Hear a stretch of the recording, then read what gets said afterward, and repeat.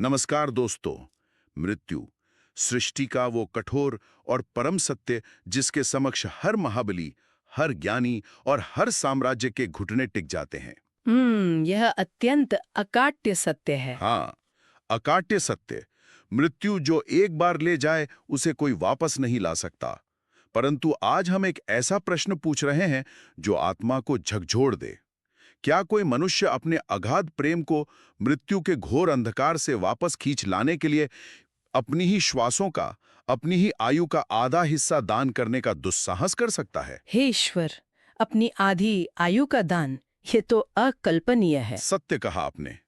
क्या किसी मनुष्य के हृदय में इतना तीव्र अनुराग उमड़ सकता है कि वह अपने जीवन की आधी अवधि हंसते हंसते मृत्यु की वेदी पर अर्पित कर दे? आज हम महर्षि वेदव्यास द्वारा रचित हमारे महान महाकाव्य महाभारत से एक अत्यंत अद्भुत और भावुक कथा प्रस्तुत कर रहे हैं। और यह आख्यान महर्षि प्रमति के पुत्र रुरु और अद्वितीय सुंदरी प्रमद्वरा का है। बिल्कुल। मैं आरंभ में ही स्पष्ट कर दूं कि यह केवल एक साधारण प्रेम प्रसंग नहीं है। यह वियोग, मृत्यु, पुनर्जन्म और फिर एक भयानक प्रतिशोध का ऐसा दृश्य है जिसने आगे चलकर महाभारत की एक अत्यंत महत्वपूर्ण घटना का मार्ग प्रशस्त किया। और यही इस गाथा की सबसे बड़ी विशेषता है। मेरा तात्पर्य है, जब हम प्रेम के विषय में बात करते हैं तो साधारणतः हम उसे केवल सुख या उल्लास से जोड़कर देखते हैं। सुख और प्राप्ति। हाँ, परंतु यह आख्यान हमें दिखाता है कि अगाध प्रेम जब अपनी चरम अवस्था में होता है तो वह सर्वस्व समर्पण मांगता है।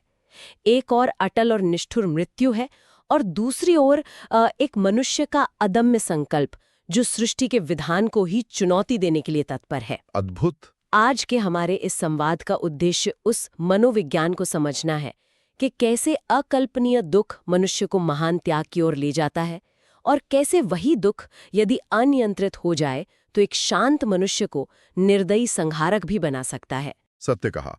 नियति और मानवीय भावनाओं का ये द्वंद्व इस आख्यान को अत्यंत शक्तिशाली बनाता है। इस महागाथा के मर्म को समझने के लिए हमें रुरु की पृष्ठभूमि को समझना होगा। रुरु महान ऋषि भृगु के वंशज थे। भृगुवंश जो अपनी कठोर तपस्या और प्रचंड तेज के लिए तीनों लोकों में विख्यात था।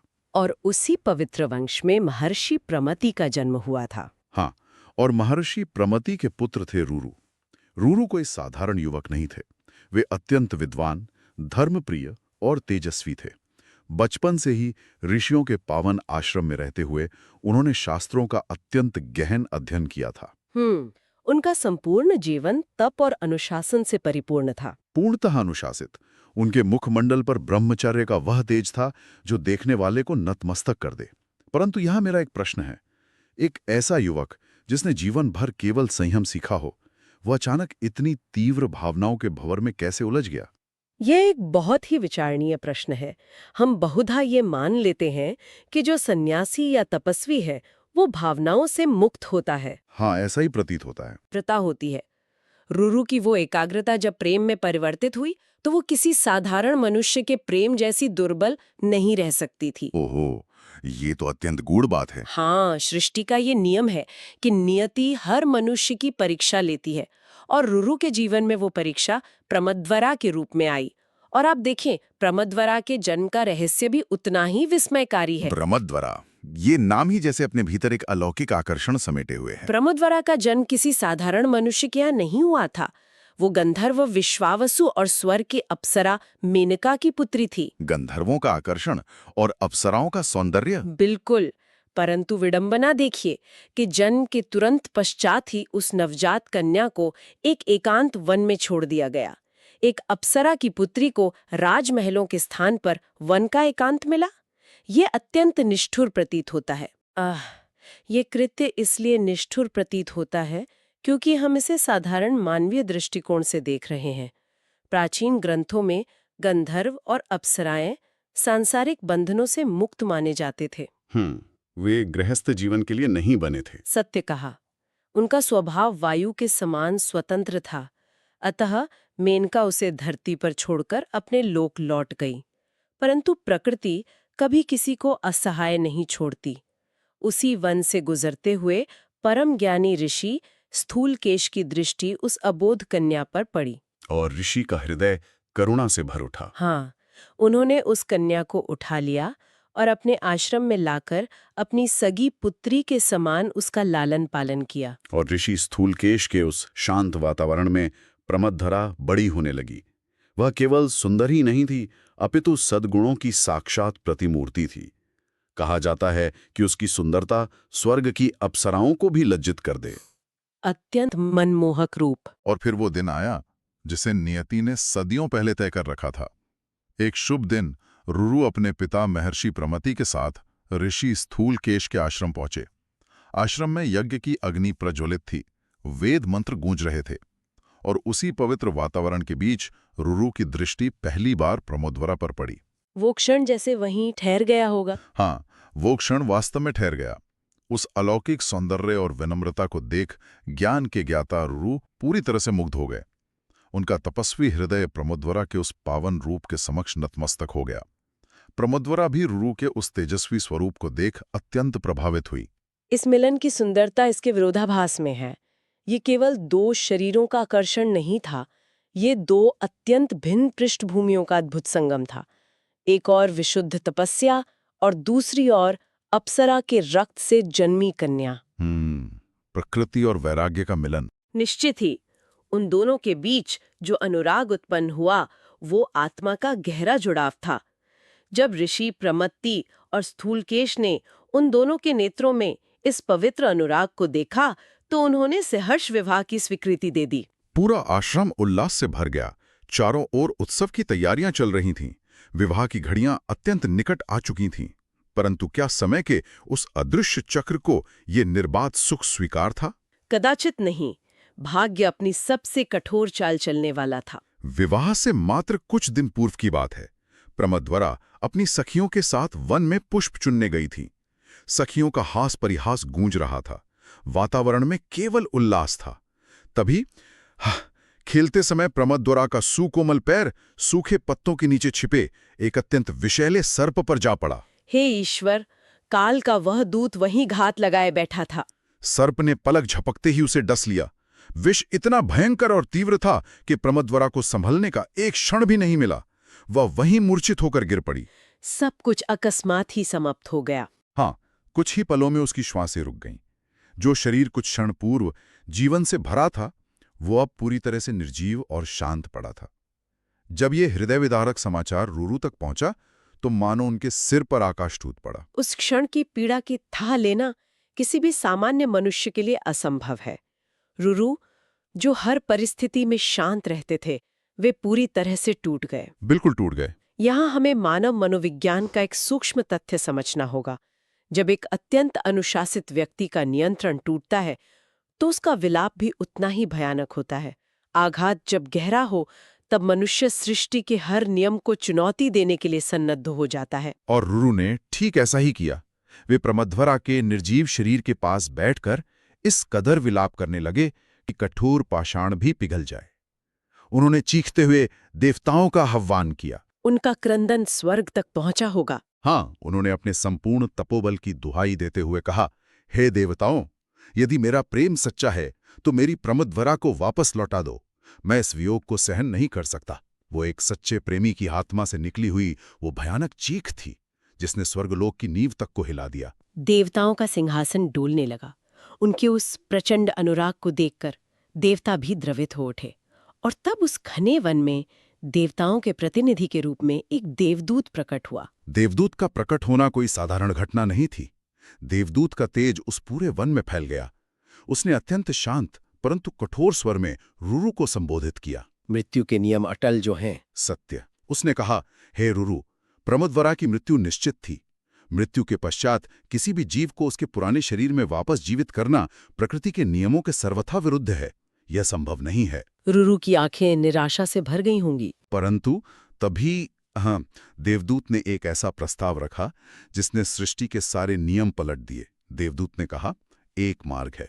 यदि तुम अपनी आयु का आधा भाग इस कन्या को देने का संकल्प करो तो यह जीवित हो सकती है।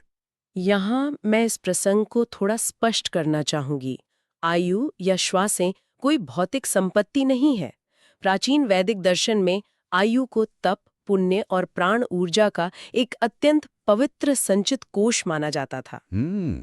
अर्थात यह अत्यंत बहुमूल्य था। निश्चित रूप से देवदूत का ये प्रस्ताव रुरु के संपूर्ण जीवन के संचित पुण्यों और भविष्य की संभावनाओं का आधा हिस्सा मांगने के समान था।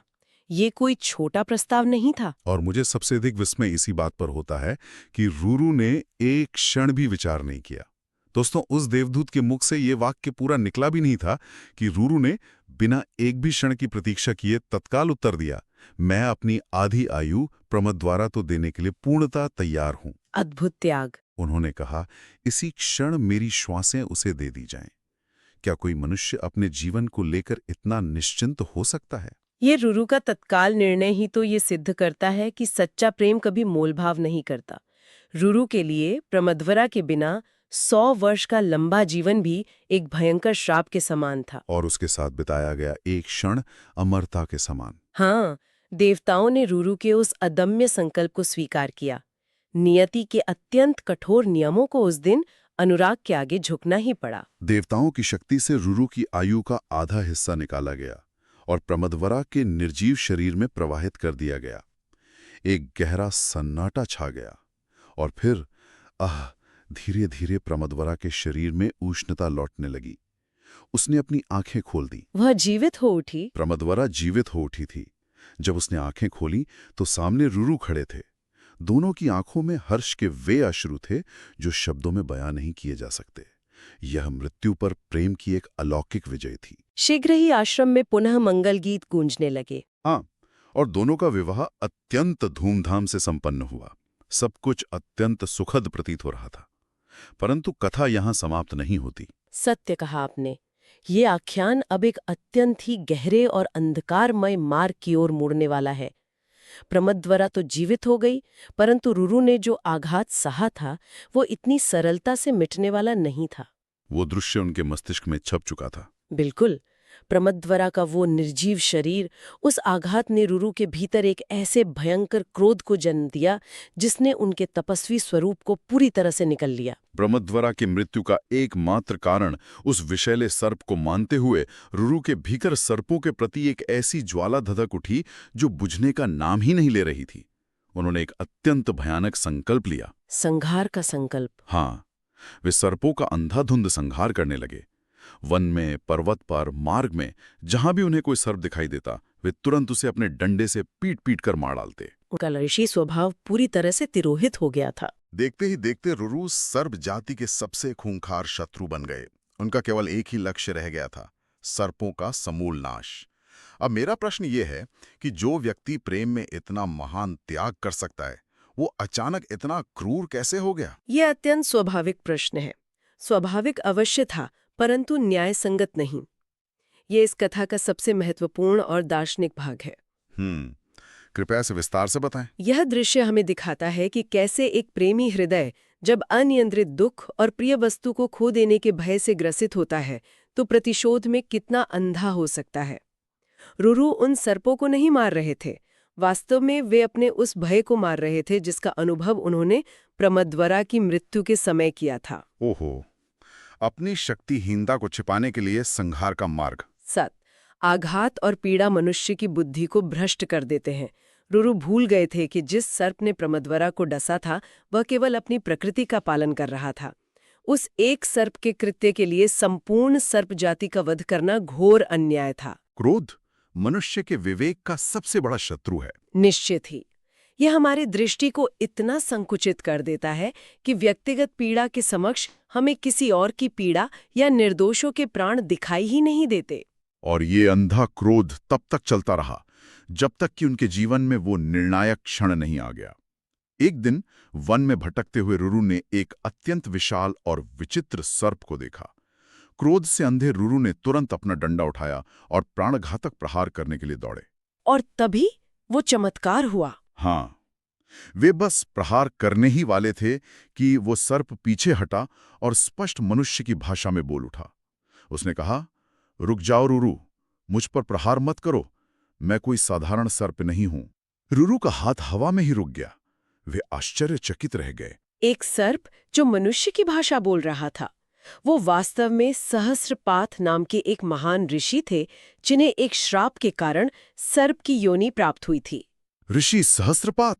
हाँ, उस ज्ञानी ऋषि ने रुरु की आंखों में झांकते हुए जो कहा, उसने रुरु के जीवन की दिशा ही बदल दी और हमारे सामने न्याय की एक बहुत बड़ी परिभाषा रख दी। सर्प रूपी ऋषि ने अत्यंत दृढ़ स्वर में कहा, हे रुरु, तुम एक ब्राह्मण हो, एक तपस्वी हो। इस प्रकार अकारण जीव हत्या करना तुम्हारे धर्म के सर्वथा विरुद्ध है। माना कि एक सर्प ने तुम्हारी पत्नी को डसा था, परंतु इसका अर्थ ये नहीं कि संसार के सभी सर्प दोषी हैं। किसी एक के कृत्य के लिए संपूर्ण जाति को दंड देना घोर पाप है। सत्य वचन। ऋषि ने आगे कहा, अज्ञानता और क्रोध में आकर निर्दोषों की हत्या करना तुम्हारे तपोबल को नष्ट कर रहा है। ब्राह्मण का धर्म करुणा में है, संहार में नहीं। ऋषि सहस्रपात के वे शब्द रुरु के हृदय को भेदते हुए सीधे उनकी आत्मा में उतर गए। रुरु के हाथ से वो मृत्यु का डंडा छूट कर गिर पड़ा। उनके नेत्रों पर पड़ा वो प्रतिशोध का पर्दा अकस्मात हट गया। उन्हें अत्यंत भयंकर पश्चाताप हुआ। हाँ, उन्होंने उसी क्षण यह संकल्प लिया कि वे भविष्य में कभी किसी प्राणी पर अकारण प्रहार नहीं करेंगे। उन्होंने संहार का वो क्रूर मार्ग सदा के लिए त्याग दिया। अद्भुत। अब यहाँ मैं वो सबसे बड़ा रहस्य उद्घाटित करना चाहूंगी जिसका उल्लेख आपने आरंभ में किया था। यह कथा महाभारत की अत्यंत महत्वपूर्ण घटना की नींव कैसे बनी? हाँ, ये कथा महाभारत की मुख्य घटनाओं से कैसे जुड़ती है? ऋषि सहस्रपात ने रुरु को यह भी बताया कि भविष्य में कुरु वंश के राजा जन्मेजय भी ठीक इसी प्रकार अपने पिता राजा परीक्षित की मृत्यु का प्रतिशोध लेने के लिए संपूर्ण सर्प जाति का संहार करने हेतु एक विशाल सर्प यज्ञ करेंगे। जन्मेजय का सर्प सत्र? बिल्कुल। राजा परीक्षित को तक्षक नामक एक सर्प ने डसा था और जन्मेजय उस एक सर्प के अपराध के लिए संसार के सभी सर्पों को भस्म करने का प्रण लेंगे। रुरु की इस कथा ने वह दार्शनिक पृष्ठभूमि तैयार की कि कैसे एक व्यक्ति के अपराध के लिए पूरी जाति को नष्ट करना अधर्म है। ओहो, तो क्या रुरु के वंशज ने ही वो यज्ञ रोका था? जन्मेजय के उस भयानक सर्प यज्ञ को रोका था और निर्दोष सर्पों की रक्षा की थी। हे ईश्वर, ये तो अकल्पनीय है। यदि रुरु ने उस दिन अपना क्रोध न त्यागा होता, यदि उन्होंने क्षमा का वो मार्ग न चुना होता, तो करुणा का वो मार्ग कभी प्रशस्त ही ना होता, जो अंततः जन्मेजय के संहार को रोकने का कारण बना। अत्यंत विस्मयकारी। कैसे एक व्यक्ति का क्रोध, उसका प्रतिशोध और फिर उसका पश्चाताप एक पूरे महाकाव्य की रूपरेखा को प्रभावित कर सकता है। ये महागाथा हमें अत्यंत गहरे मर्म की ओर ले जाती है। निश्चित रूप से यह हमें सिखाती है कि सच्चा प्रेम केवल अपना आधा जीवन बलिदान करना नहीं है। अपितु सच्चा प्रेम वो है जो हमें भीतर से उज्जवल बनाए, हमें बेहतर इंसान बनाए। यह कथा ये भी चेतावनी देती है कि क्रोध चाहे वो कितने भी गहरे दुख से क्यों न उपजा हो, मनुष्य के विवेक और उसकी धर्म बुद्धि को नष्ट कर देता है। बिल्कुल। इस संसार का प्रत्येक जीव सम्मान तथा करुणा का पूर्ण अधिकारी है। व्यक्तिगत प्रतिशोध कभी भी न्याय का रूप नहीं ले सकता। सत्य कहा आपने। हमारी पीड़ा हमें किसी निर्दोष को आहत करने का अधिकार नहीं देती। रुरु की ये यात्रा भटकाव से करुणा तक की महान यात्रा है। एक अत्यंत पावन संदेश। आप सभी श्रोताओं के समक्ष मैं एक अंतिम विचार छोड़ना चाहता हूं। हम अपने जीवन में कितनी बार अपनी व्यक्तिगत पीड़ा, अपने खुद के आघातों के कारण ऐसे लोगों को दंडित करने की भूल कर बैठते हैं जिनका हमारी उस पीड़ा से कोई प्रयोजन ही नहीं होता। अपनी क्रोध की अग्नि में हम कितनी बार अकारण ही निर्दोषों को जलाते हैं। इस कथा का यह भावुक अंत हमें अपने ही भीतर झांकने पर विवश करता है। दोस्तों, यदि प्रेम, मृत्यु, बलिदान और प्रतिशोध की इस अत्यंत मार्मिक और प्राचीन कथा ने आपके हृदय को भीतर तक छुआ हो, यदि रुरु के उस त्याग और अंततः उसकी करुणा ने आपको सोचने पर विवश किया हो, तो इस वीडियो को लाइक करें और अपने मित्रों और परिजनों के साथ इसे शेयर करें। हाँ, और कमेंट करके अपने विचार हमें अवश्य बताएं कि यदि आप रुरु के स्थान पर होते तो क्या करते। चैनल को सब्सक्राइब करना ना भूलें, क्योंकि यहाँ आपको हमारी जड़ों से जुड़ी रहस्यमयी और अत्यंत भावुक कथाएं निरंतर मिलती रहेंगी। नमस्कार।